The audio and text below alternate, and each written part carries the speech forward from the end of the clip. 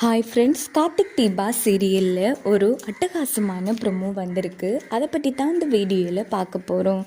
அதுக்கு முன்னாடி நம்ம சேனலை சப்ஸ்கிரைப் பண்ணாதவங்க கீழே இருக்கிற சப்ஸ்கிரைப் பட்டனை கிளிக் பண்ணிவிட்டு பக்கத்தில் இருக்கிற பெல் ஐக்கனையும் கிளிக் பண்ணிடுங்க. சரி, வாங்க வீடியோக்குள்ளே போகலாம். இங்கே பார்த்தோன்னா அன்றைக்கி நைட்டு கார்த்திக் அசந்து தூங்கிட்டு இருக்காங்க. அப்படின்னு பார்த்து ரேவதி யோசிச்சுட்ருக்காங்க. ராஜா, நாளைக்கு உன்னோட பர்த்டே, நாளைக்கு விடிஞ்சதும் உன் பர்த்டே நான் எப்படி செலிப்ரேட் பண்ணுறேன்னு மட்டும் பாரு அப்படின்னுட்டு நைட்டோட நைட்டாக என்ன பண்ணுறாங்கன்னா வீடு முழுக்க ரொம்ப அழகாக அலங்கரிக்கிறாங்க ரேவதி. வா, ரொம்ப அழகாக இருக்குது ராஜா. நாளைக்கு இதை பார்த்ததும் நீ அசந்து போக போகிற. உன் பர்த்டே நாளைக்குன்னு நீ மறந்து போயிட்டு பார்த்தியா? நாளைக்கு நீ ரொம்ப சர்ப்ரைஸ் ஆக போகிற அப்படின்னு ரொம்ப ஹாப்பியாக இருக்காங்க ரேவதி. அதுக்கப்புறமா நேரா நம்ம கார்த்திக் தூங்குற அழகை பார்த்து ரசிச்சிட்ருக்காங்க. இங்கே பாரு, நான் உன்னை உயிருக்கு உயிராக காதலிக்கிறேன் ராஜா. நாளைக்கு எப்படியாச்சும் நீ என்னோட காதலை தெரிஞ்சே ஆகணும் அப்படின்னுட்டு உடனே லெட்டரில் எழுத ஆரம்பிக்கிறாங்க.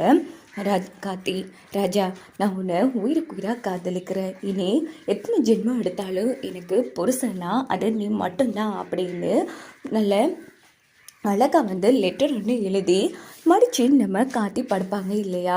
அதுக்கு நேரே ஒரு டேபிள் இருக்குது, அதுக்கு மேலே வச்சிடுறாங்க. நாளைக்கு எப்படியாச்சும் எழுந்திருச்சு காட்டி இந்த லெட்டரை பார்த்துருவாரு, நம்ம காதலிக்கிற விஷயத்தையும் தெரிஞ்சுப்பாரு அப்படின்னுட்டு ரேவதி ரொம்ப ஹாப்பியாக இருக்காங்க. அதுக்கப்புறமா பார்த்தோன்னா மறுநாள் காலையில் காமிக்கிறாங்க. காட்டி எழுந்திருக்கிறாங்க. பார்த்தா வெளியில் டெக்கரேஷன்லாம் பயங்கரமாக இருக்குது. இது பார்த்து காத்தி என்ன இதெல்லாம் அப்படின்னும் போது, ராஜா ஹாப்பி பர்த்டே அப்படிங்கிறாங்க நம்ம ரேவதி.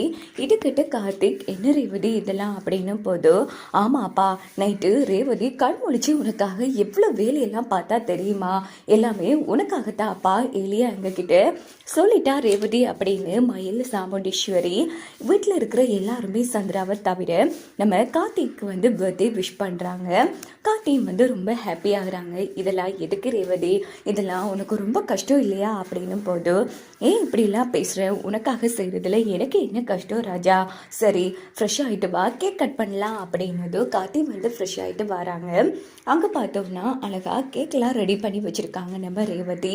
உடனே நம்ம கார்த்திக்கு விஷ் பண்ணிவிட்டு நேராக கார்த்தியை கேக் கட் பண்ண சொல்கிறாங்க. கார்த்தியும் கேக் கட் பண்ணி நம்ம ரேவதிக்கு ஊட்டி விடுறாங்க. ரேவதியும் கேக் கட் பண்ணி நம்ம கார்த்திக்கு ஊட்டி விடுறாங்க. இங்கே பார்த்தோம்னா கார்த்திக் ரேவதி ரொம்ப சந்தோஷப்படுறாங்க. இந்த பக்கம் நம்ம சாமுண்டீஸ்வரியும் ரொம்ப ஹாப்பியாக இருக்காங்க. மாப்பிள்ளை, என் பொண்ணு சொல்லலைன்னா எனக்கு உங்கள் பர்த்டே ஞாபகமே இருந்திருக்காது. அவள் தான் உங்களுக்காக இவ்வளோ ஏற்பாடும் பார்த்து பண்ணியிருக்கா. பிடிச்சிருக்கா அப்படின்னதும், ஆமாம் அத்தை, ரொம்ப பிடிச்சிருக்கு அப்படின்னு கார்த்திக் சொன்னதும் ரேவதி ரொம்ப சந்தோஷப்படுறாங்க. அதுக்கப்புறமா பார்த்தோம்னா இன்னைக்கு எல்லாமே நான் தான் செய்வேன் அம்மா, இன்னைக்கு நான் தான் சமைக்க போகிறேன் அப்படின்னதும், சரி ரேவதி, இன்னைக்கு உன் ஹஸ்பண்டோட பர்த்டே, நீ என்னெல்லாம் பண்ண ஆசைப்படுறியோ அத்தனையும் பண்ணு. இந்த வீட்டில் யாரும் எதுவும் சொல்ல போகிறதில்ல அப்படின்னதும் ரேவதி ரொம்ப சந்தோஷப்படுறாங்க. ஐயோ, காட்டி எழுந்திரிச்சு வந்தார், நம்ம காத்தில் சொல்லியிருந்தோம், அந்த லெட்டர் பார்த்துருப்பாரா? ஒன்றும் புரியலையே அப்படின்ட்டு நேராக ரூமில் போய் பார்க்குறாங்க. லெட்டர் வச்ச இடத்துல அப்படியே இருக்குது. என்ன இது? காட்டி லெட்டரை பார்க்காம இருக்காரு அப்படின்னா நம்ம காதலை அவர் தெரிஞ்சுக்கலையா? ஐயோ, இப்போ எப்படியாச்சும் காட்டி இந்த லெட்டர் பார்க்க வைக்கணுமே, என்ன பண்ணலாம் அப்படின்னுட்டு நம்ம ரேவதி ரொம்ப ஃபீல் பண்ணி யோசிச்சுட்ருக்காங்க.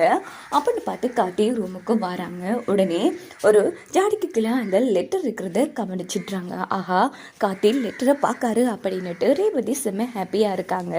வாங்க லெட்டரை கார்த்திக் பார்ப்பாங்களா, ரேவதியோட காதலை ஏற்றுப்பாங்களான்னு வெயிட் பண்ணி பார்க்கலாம்.